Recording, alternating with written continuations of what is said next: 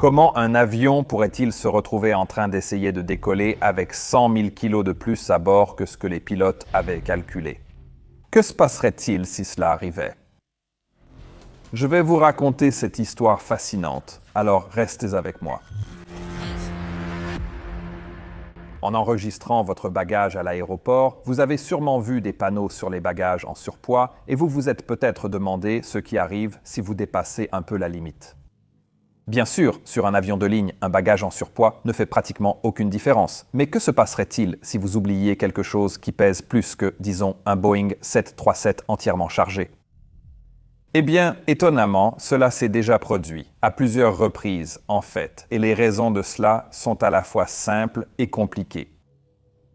Cette histoire particulière a commencé le 9 juillet 2024 à l'aéroport de Milan-Malpensa, en Italie, où un équipage de LATAM Airlines Brazil venait d'arriver pour effectuer un vol long courrier à destination de São Paulo.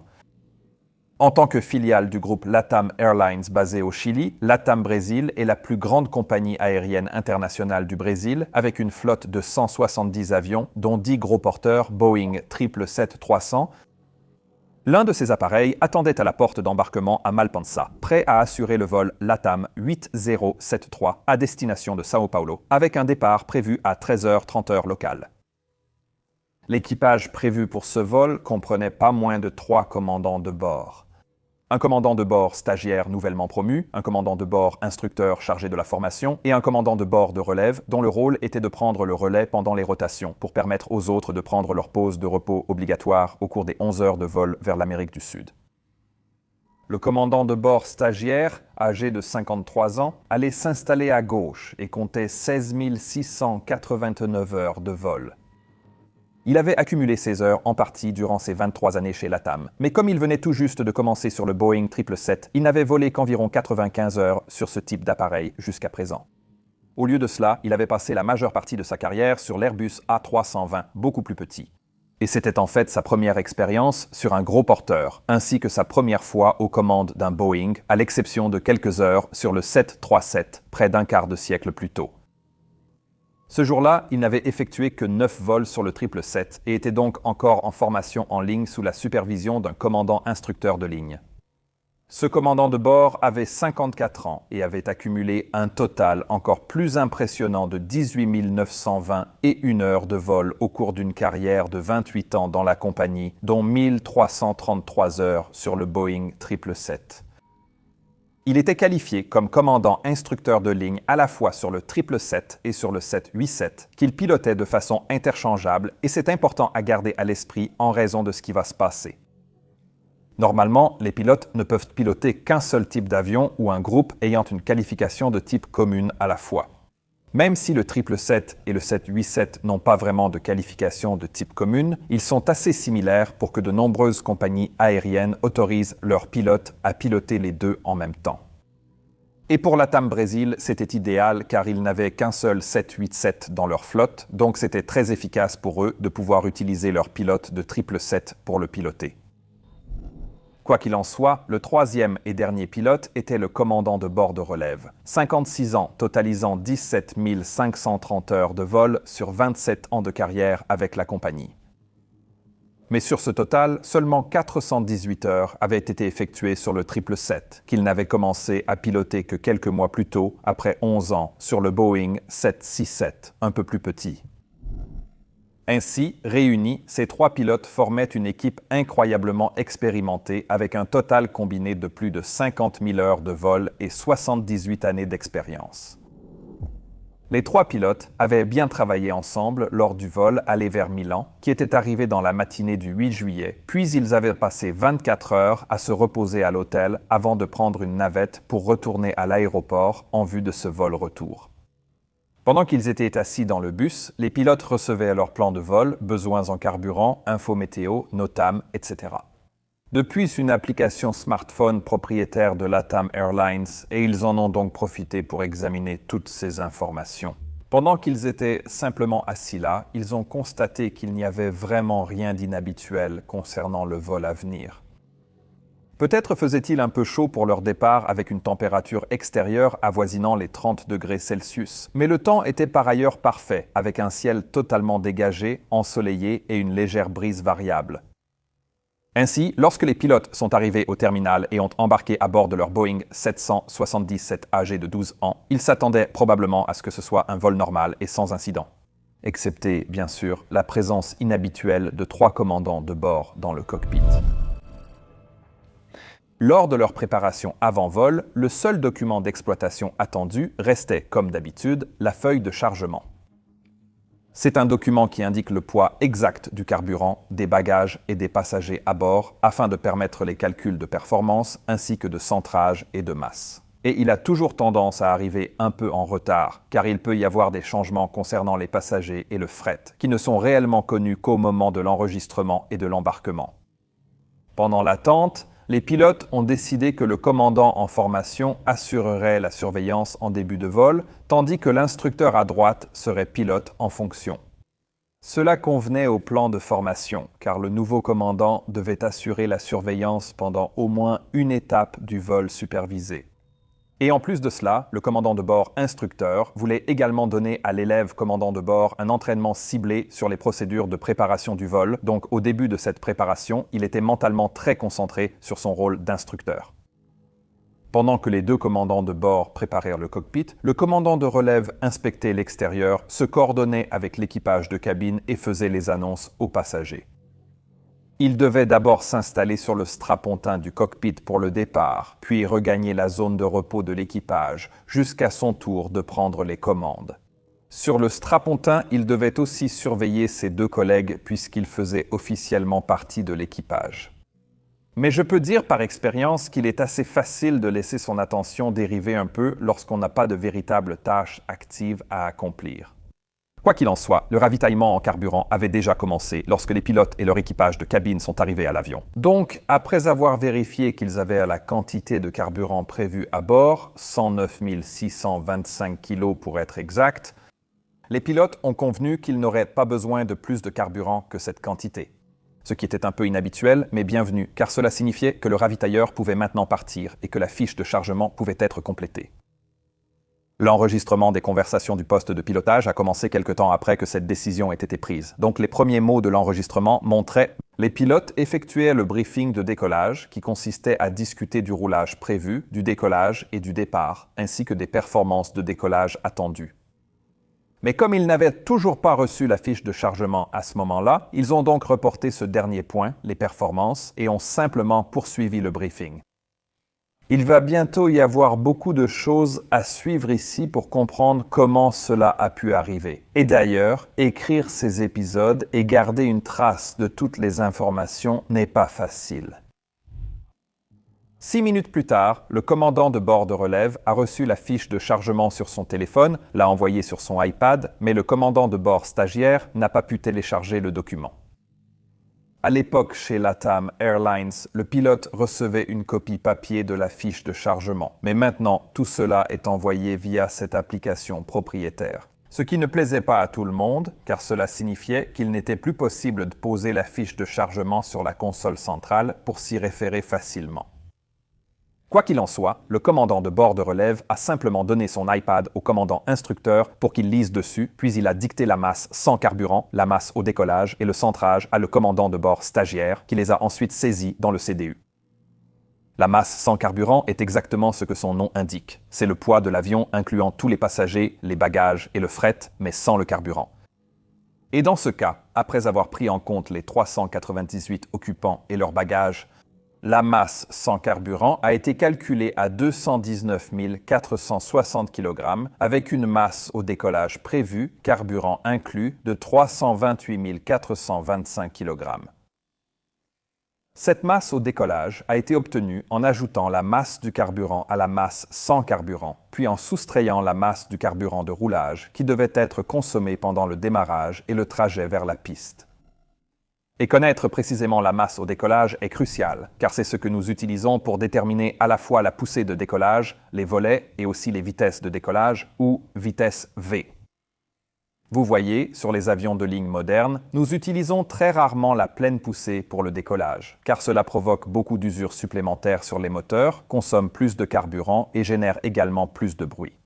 Donc, à la place, nous avons tendance à n'utiliser que la quantité exacte de poussée dont nous avons réellement besoin pour que l'avion puisse décoller en toute sécurité. Cette valeur de poussée va dépendre de plusieurs facteurs comme la longueur de la piste, la température et l'altitude, mais bien sûr surtout du poids au décollage de l'avion.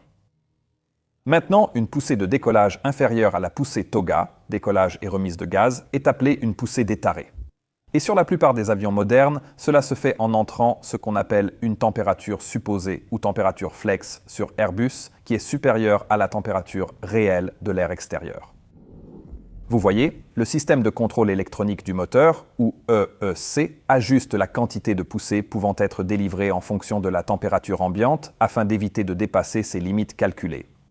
Donc, si vous entrez une température supérieure à la température réelle, cela trompe en quelque sorte les EEC, qui vont alors utiliser une limite de poussée plus basse, ce qui permet d'obtenir cette réduction de poussée. Voici la première chose que je voulais mentionner. Ensuite, il y a aussi le calcul des vitesses V.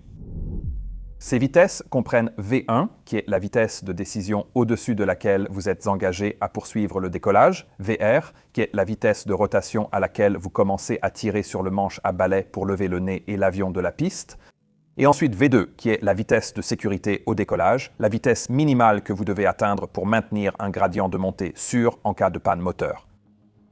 Maintenant, ces vitesses dépendent fortement du poids au décollage ainsi que de la longueur de la piste. Et si elles ne sont pas calculées correctement, les conséquences peuvent être très graves. Gardez cela en tête car je vais approfondir ce point un peu plus tard. Je dois également parler un peu ici de la façon dont les pilotes du Boeing 777 chez LATAM Airlines calculaient leur vitesse V et leur poussée de décollage, ainsi que des vérifications intégrées à ces procédures afin de s'assurer que ces calculs étaient corrects. Après réception de la fiche de chargement, la pratique standard était de saisir la masse sans carburant et le centre de gravité dans l'ordinateur de gestion de vol du 777. En utilisant l'unité de contrôle et d'affichage, ou CDU, qui est cette petite interface informatique que nous, les pilotes, utilisons pour interagir avec le système de gestion de vol.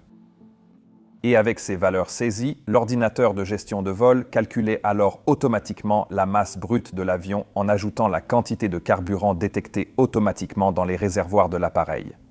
Et il affichait ensuite cette valeur sur la page d'initialisation des performances dans le CDU ou perf init. Les pilotes devaient ensuite vérifier la quantité de carburant à bord par rapport au plan de vol pour s'assurer que c'était cohérent, puis vérifier la masse brute par rapport à la feuille de chargement. Rappelez-vous que la feuille de chargement n'indique pas la masse brute. Elle n'indique que la masse au décollage et le CDU n'affiche pas la masse au décollage, qui exclut le carburant de roulage, mais seulement la masse brute. Quand je parle de ce sujet, on me demande toujours pourquoi l'avion ne connaît pas déjà son propre poids ou pourquoi la plupart des avions n'ont pas de capteur de poids dans leurs jambes de train d'atterrissage. La réponse simple est qu'il est étonnamment difficile de concevoir un système estimant la masse plus précisément que le calcul de la feuille de chargement. Donc il n'y a en réalité pas tant d'intérêt à un tel rétrofit coûteux, et en plus, le maintenir calibré serait un vrai cauchemar. Mais certaines enquêtes ont tout de même recommandé l'installation d'un système de détection de masse afin de fournir un contrôle sommaire pour détecter les grosses erreurs de saisie des pilotes. Et nous allons bientôt voir pourquoi. Dans tous les cas, après avoir saisi la masse sans carburant dans le CDU, les pilotes sont ensuite censés calculer les paramètres de performance à l'aide de l'outil de performance embarqué de Boeing, ou OPT, qui est installé sur 2 iPads rangés dans le cockpit de chaque avion. Chaque pilote est censé saisir indépendamment le poids au décollage, les informations sur la piste, la météo, etc. dans l'OPT, qui fournit ensuite une poussée recommandée sous la forme d'une température supposée ainsi que les vitesses V. Après cela, les deux pilotes doivent alors vérifier mutuellement leurs résultats pour s'assurer qu'ils correspondent ou, si ce n'est pas le cas, clarifier toute différence. Or, cette procédure ne précisait pas d'où les pilotes devaient obtenir le poids au décollage. Ils pouvaient l'obtenir via la fiche de chargement indiquant le poids au décollage ou en le calculant mentalement en soustrayant le carburant de démarrage et de roulage du poids brut affiché sur le CDU. Gardez cela en tête car cela va devenir très important.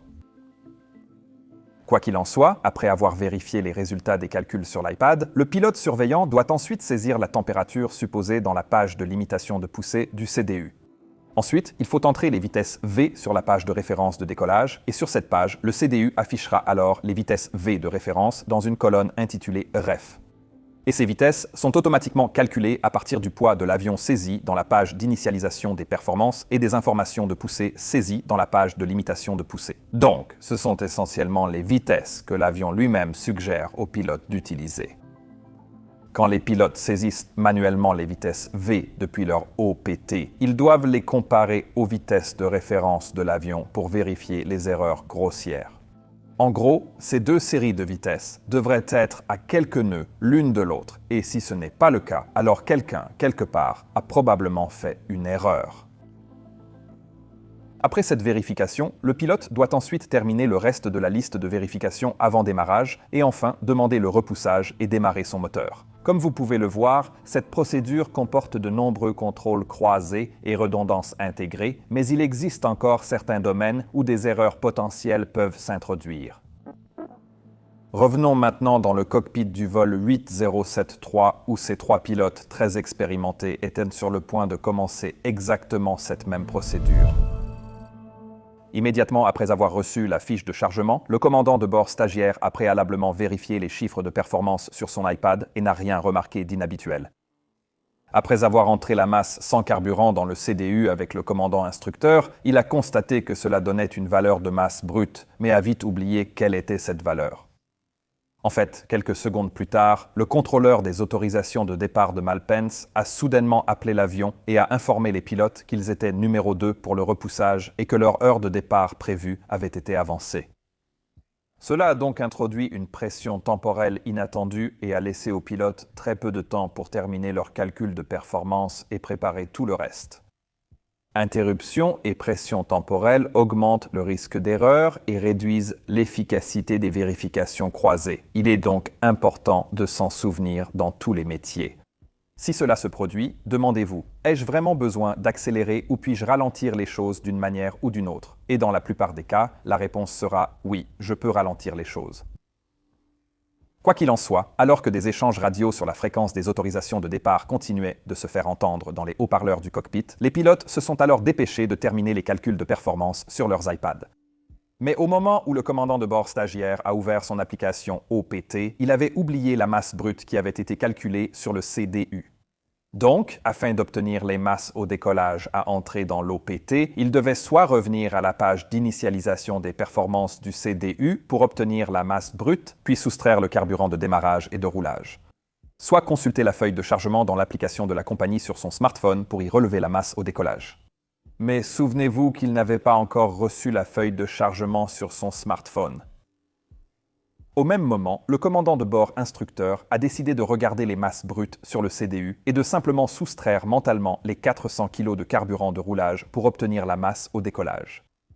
Et il l'a fait, puis il a annoncé le résultat à voix haute.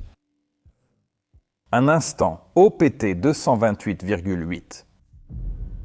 Maintenant, ce n'est pas complètement clair dans le rapport final. Si le commandant de bord instructeur a énoncé ce chiffre pour informer l'autre commandant ou s'il partageait juste ses réflexions à voix haute.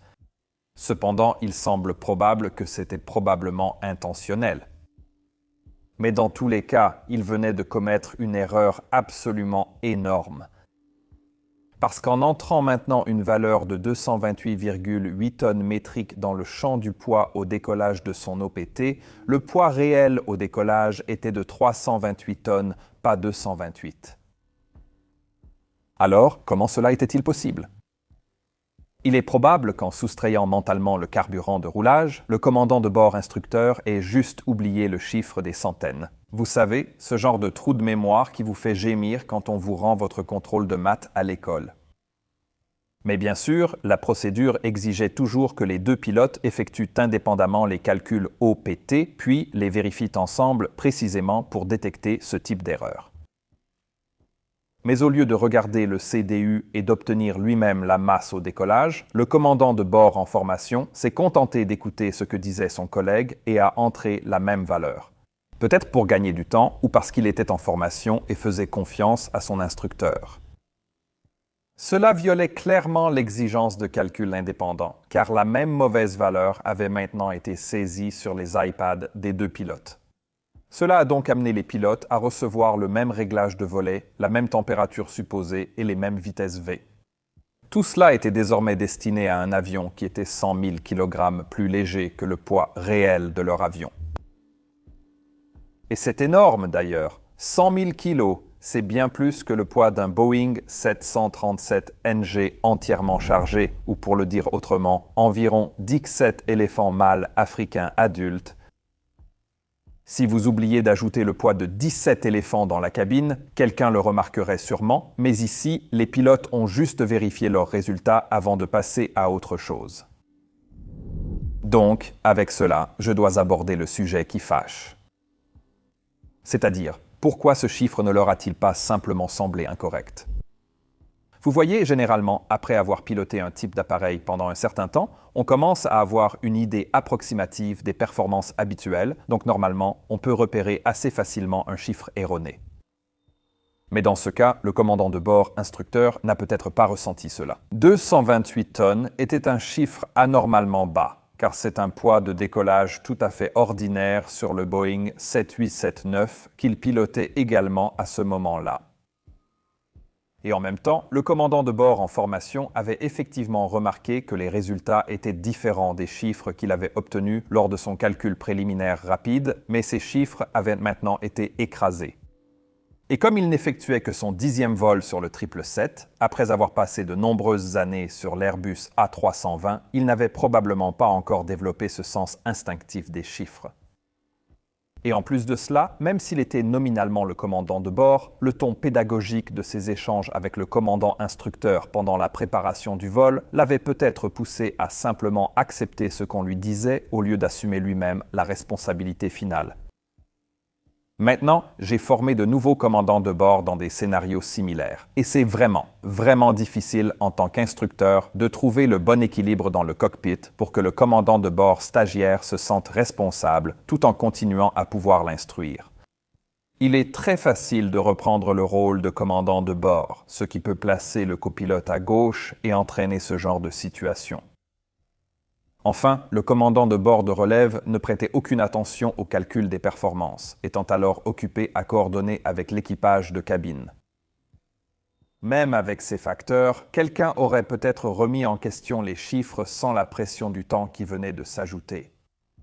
Et tout cela signifiait qu'après avoir convenu que les résultats correspondaient, les pilotes sont alors passés directement à la saisie des données de performance dans le CDU sans y réfléchir à deux fois. Rappelez-vous, les résultats de l'OPT devaient seulement être cohérents entre eux, sans vérification croisée avec la masse brute calculée par le CDU. Quoi qu'il en soit, pour la poussée réduite, les OPT des pilotes calculaient maintenant une température supposée de 56 degrés Celsius, ce qui allait réduire la poussée lors du décollage. Assez fortement, comme on peut s'y attendre pour un avion très léger, qui, selon l'OPT, ne pesait maintenant plus que 228 tonnes. Il prévoyait aussi une position de volet de 5 degrés, courante au décollage, mais c'était la plus faible, générant le moins de portance. Ainsi, après avoir saisi la température supposée sur la page de limitation de poussée du CDU, les pilotes sont ensuite passés à la page de référence de décollage et ont entré la position de volet calculée, suivie des vitesses V. 145 nœuds pour V1, 149 pour VR et 156 pour V2. Maintenant, ces valeurs étaient évidemment beaucoup trop basses.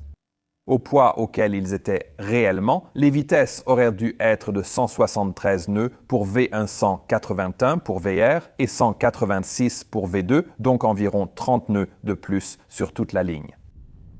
Et à ce stade, ils se retrouvaient maintenant face à la prochaine vérification croisée, la comparaison des vitesses V dérivées de l'OPT avec les vitesses V de référence produites par le CDU, ce qui aurait dû rendre cette erreur évidente.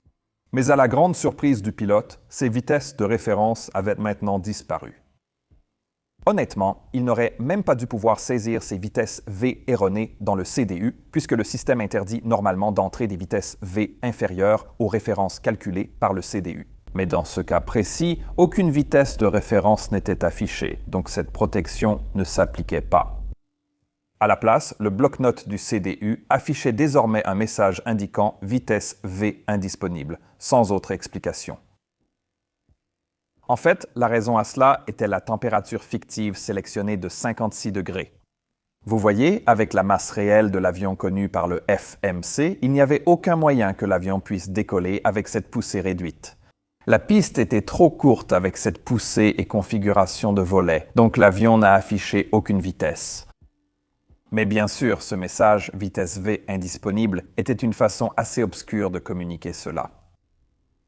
Aucun des pilotes ne se souvenait avoir déjà vu ce message auparavant, et il n'était mentionné que dans un seul passage bref du manuel d'exploitation de l'équipage de conduite également. Il était indiqué que ce message pouvait apparaître avec certaines combinaisons de poids élevés et de faibles poussées, ou de faibles poids et de poussées élevées lorsque les marges de performance étaient essentiellement dépassées. Le manuel proposait des solutions à ce problème sans recommander aux pilotes de revérifier les données de performance saisies. Mais il était également clairement indiqué qu'un décollage n'était pas autorisé si ce message apparaissait. Or, rien de tout cela n'a aidé, car les pilotes n'ont jamais consulté leur manuel. Le commandant instructeur a lu le message à voix haute, mais aucun pilote n'en connaissait la signification. Le commandant de bord de relève à l'arrière a brièvement suggéré de vérifier si la fonction de vitesse de référence V était activée. Le commandant instructeur l'a confirmé, donc ce n'était pas la cause. À ce stade, s'ils avaient eu un peu plus de temps, ils auraient peut-être sorti le manuel et découvert que le décollage avec ce message, V-Speed Unavailable, était en fait interdit. Cela aurait peut-être pu les faire revenir à leur fiche de chargement et découvrir leur erreur. Mais comme ils ne l'ont pas fait, l'une des dernières barrières de sécurité venait d'être franchie et les mâchoires du désastre commençaient à s'ouvrir. Le commandant instructeur a dit à ses collègues de continuer. Ils ont validé les vitesses saisies manuellement et terminé la checklist avant démarrage. Il était temps de faire décoller cet avion. Avant d'aller plus loin, il est important de préciser les conséquences potentielles de ce que je viens de vous montrer. Évidemment, le premier risque avec une poussée trop faible est que l'avion ne pourra tout simplement pas atteindre sa vitesse de décollage avant la fin de la piste. Et dans la plupart des cas, ce problème est également associé à une vitesse de rotation calculée trop basse. La vitesse de rotation est conçue pour être assez élevée afin que, lorsqu'on l'atteint, l'avion veuille naturellement décoller. En d'autres termes, la portance que les ailes peuvent produire doit être supérieure au poids propre de l'appareil. Mais pour que cela se produise, il vous faut de la vitesse. Donc, si vous effectuez la rotation trop tôt, eh bien, l'avion n'aura tout simplement pas assez de portance pour s'élever. Et cela signifie que le nez va se lever, mais que l'avion continuera simplement à rouler sur la piste sur ses roues arrière jusqu'à ce qu'il ait accumulé suffisamment de vitesse pour réellement décoller. Et cela est risqué pour deux raisons différentes. Premièrement, si l'avion ne décolle pas lors de la rotation normale, le pilote pourrait instinctivement tirer plus sur le manche à balai, ou essayer délibérément de tirer pour faire décoller l'avion, ce qui peut alors provoquer un contact de la queue de l'avion avec la piste. Cela peut alors entraîner des dommages structurels, empêchant la pressurisation ultérieure de l'avion, ou même des conséquences encore plus graves. Le deuxième problème est que rouler sur la piste avec le nez fortement cabré augmente considérablement la traînée. Et cela provient à la fois de la traînée de forme due à la plus grande surface exposée au flux d'air et de la traînée induite créée par le fort angle d'attaque des ailes. Et si cela s'ajoute au fait que la queue touche également le sol, cela augmente évidemment aussi la traînée. Donc tout cela rendra plus difficile l'accélération jusqu'à la vitesse de décollage appropriée. Et si la poussée sélectionnée est déjà insuffisante, ce qui est la cause de cette situation à l'origine, alors tout cela pourrait se combiner et entraîner le dépassement de la piste par l'avion, avec une issue potentiellement catastrophique. Maintenant, vous pourriez penser qu'avec toute la formation que reçoivent les pilotes, cela ne peut sûrement pas se produire régulièrement. Et en réalité, vous auriez tort. En 2004, par exemple, un avion cargo Boeing 747 de la compagnie MK Airlines s'est écrasé après qu'un membre d'équipage ait accidentellement renseigné le champ du poids au décollage dans leur OPT avec le poids de leur décollage précédent, où ils n'avaient aucune cargaison à bord. Puis, en 2009, un Airbus A340 d'Emirates quittait Melbourne, en Australie, lorsque les pilotes ont accidentellement saisi un poids au décollage qui était également inférieur de 100 tonnes. Cet avion a finalement réussi à décoller au-delà de l'extrémité de la piste, heurtant au passage l'antenne du localizer, mais il est heureusement revenu et a atterri en toute sécurité. Mais lors d'un autre incident, en 2015, l'équipage d'un Boeing 777 cargo qui se préparait au décollage depuis Paris, Charles de Gaulle a de nouveau, par inadvertance, omis un chiffre et saisi un poids au décollage inférieur de 100 tonnes à la réalité. Cet avion a fini par effectuer la rotation avant d'avoir atteint la vitesse nécessaire, ce qui a failli provoquer un tail strike, mais il a finalement réussi à décoller juste avant la fin de la piste. Et l'enquête sur cet incident a révélé que l'un des pilotes avait énoncé verbalement le poids au décollage incorrect, exactement comme dans ce cas. Je partage ces histoires pour montrer que le problème ne concernait sans doute pas seulement l'équipage impliqué, il y avait aussi un problème systémique. Quoi qu'il en soit, totalement inconscients du danger qu'ils venaient de créer pour eux-mêmes, les pilotes du vol LATAM 8073 ont reçu l'autorisation de repoussage depuis la porte à 13h05, seulement 10 minutes après avoir reçu la fiche de chargement. Puis, à 13h14, ils ont reçu l'autorisation de rouler vers la piste 35 gauche et, à 13h21, le commandant de bord a signalé qu'ils étaient arrivés au point d'attente. La tour les a d'abord maintenus à cette position pendant environ 4 minutes, puis, à 13h25, ils ont finalement reçu l'autorisation de décoller. Peu après, l'avion s'est aligné sur la piste et le commandant a mis les manettes de poussée en position de décollage. Cela a fait monter en régime les deux énormes moteurs GE90 du 777 à 92,8% N1 qui était la limite imposée par la température supposée sélectionnée de 56 degrés. L'avion a alors commencé à accélérer lentement sur la piste et sur une piste aussi longue, les pilotes n'ont pas remarqué tout de suite qu'ils prenaient de la vitesse plus lentement que d'habitude. Le pilote chargé de la surveillance annonce 80 nœuds, suivi d'un vérifié du commandant instructeur. 35 secondes après le début de la course au décollage, le système vocal automatique de l'avion s'est activé. Une voix a annoncé V1 à une vitesse de 145 nœuds, ce qui, bien sûr, nous le savons, était environ 30 nœuds trop tôt. Maintenant, puisque personne n'avait calculé la V1 pour le poids réel et la poussée réglée, il était en fait impossible à ce moment-là de savoir où se trouvait réellement le vrai point de décision. Donc, même si ces pilotes s'étaient rendus compte de leur erreur à ce moment-là, ils n'auraient pas su s'il leur restait assez de pistes pour interrompre le décollage. Mais à ce moment-là, ils étaient tous encore complètement inconscients de leur erreur.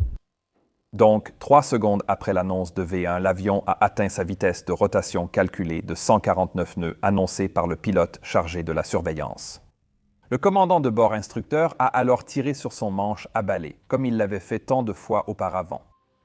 Mais cette fois-ci, l'avion ne s'est pas envolé. À ce moment-là, il n'avait pas encore assez de vitesse pour générer la portance nécessaire au vol. Ainsi, même si le nez se levait, le train d'atterrissage principal restait au sol, parcourant le reste de la piste à une vitesse inquiétante. Tout cela a totalement surpris le commandant de bord instructeur qui, pendant quelques secondes, a simplement continué à tirer instinctivement sur le manche pour décoller l'avion. Constatant que sa queue allait toucher la piste, le système de protection contre le contact de la queue avec la piste du 777 s'est activé et a appliqué une force vers le bas à la gouverne de profondeur pour tenter d'éviter l'incident.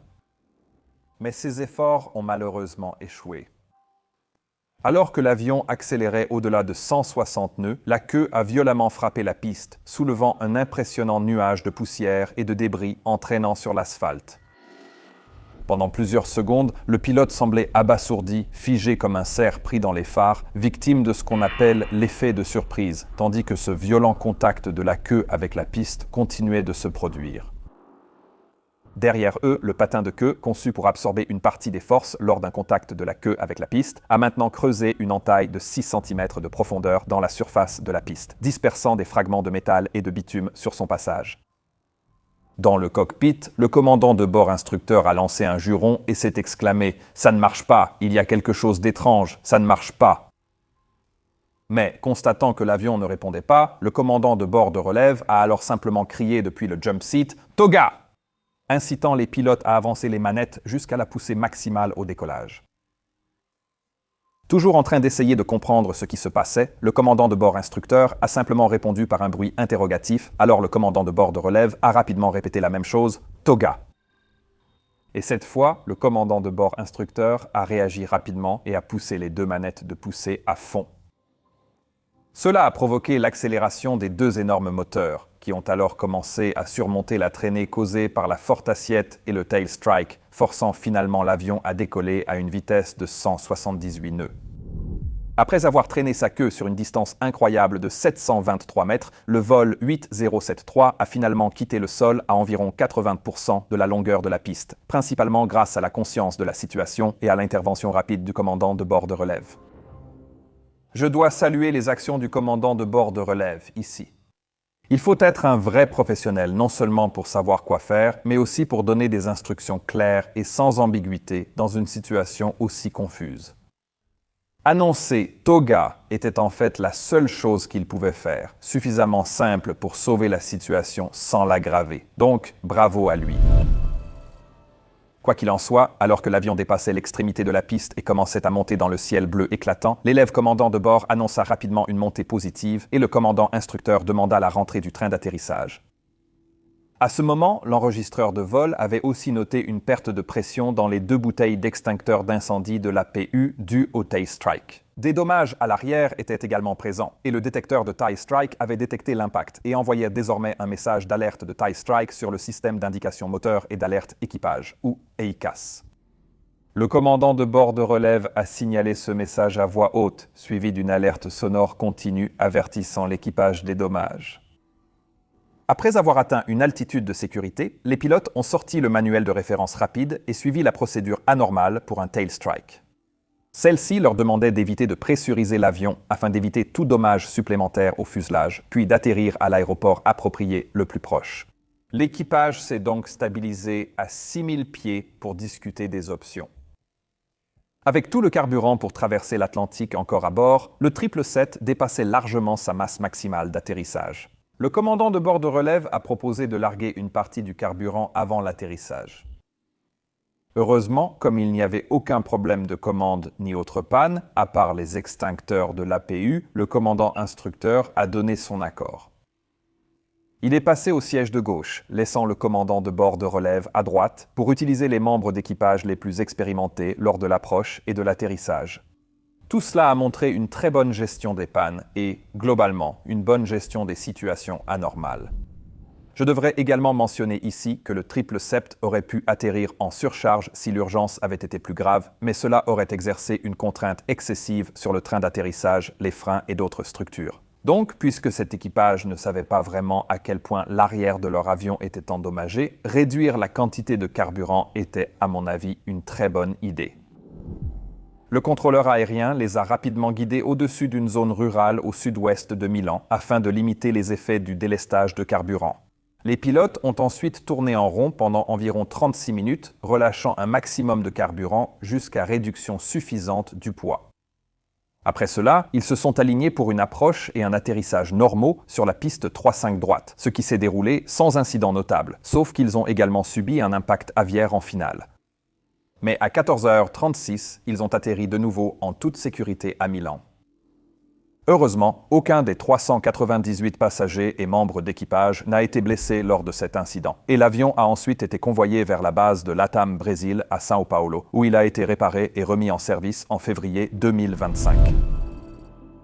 L'enquête menée par l'Agence nationale italienne de sécurité des vols, l'ANSV, a révélé que les procédures de LATAM Airlines comportaient des ambiguïtés, telles que l'absence d'interdiction explicite de verbaliser les données lors de la saisie dans l'OPT, ainsi qu'un manque de clarté quant à l'endroit où les pilotes devaient trouver les masses au décollage, ce qui augmentait le risque d'erreur humaine. Le commandant instructeur a proposé une vérification croisée finale entre la fiche de chargement, l'OPT et le CDU pour s'assurer que leurs données concordent. Cependant, l'ANSV a souligné que de nouvelles procédures ne seraient peut-être pas la meilleure solution ici. La préparation du vol comporte déjà de nombreuses listes de vérification, contrôle et vérification croisées, et de plus en plus de tâches de régulation des vols sont confiées aux équipages. Ajouter davantage de contrôle risquerait surtout d'augmenter la pression pour accomplir les tâches durant l'escale, compromettant ainsi leur utilité.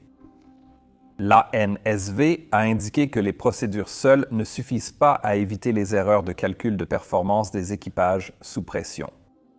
La meilleure solution serait donc de développer un logiciel de système de gestion de vol capable de détecter et de signaler les erreurs grossières, et en fait, cette technologie existe déjà. En 2025, l'Agence européenne de la sécurité aérienne a annoncé que tous les nouveaux gros porteurs développés devront être équipés d'un système de surveillance des performances au décollage, capable d'identifier et d'alerter l'équipage en cas d'erreur de performance, aussi bien avant que pendant le décollage.